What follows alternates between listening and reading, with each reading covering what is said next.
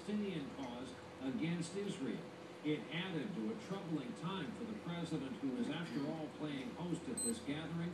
Our chief White House correspondent, Chuck Todd, in New York, covering the president, with us in the studio tonight. Chuck, good evening. Good evening, Brian. You know, the president's not coming up to New York to make it a respite from the current domestic political climate, but he's finding out that all of those political fires that he's been struggling to put out have followed him here.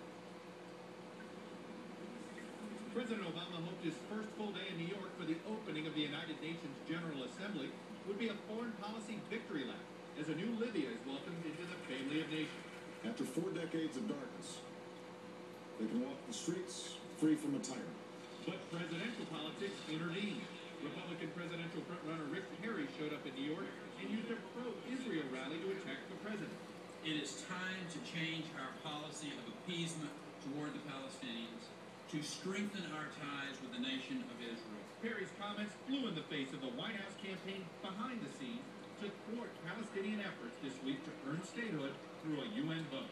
We would veto any actions in the Security Council. But Perry is the least of the president's political problems right now. White House aides are defending the president's hardline stance on reducing the deficit, openly acknowledging he's abandoning the grand bargain approach he took with Speaker Boehner during the debt ceiling crisis. Communications Director Dan Pfeiffer bluntly told the New York Times, "We were in a position of legislative compromise by necessity. That phase is behind us." But what's really kept the West Wing busy this week is a damaging narrative in the new book Confidence Man by journalist Ron Suskind, an unflattering picture of the entire Obama team in its first 2 years.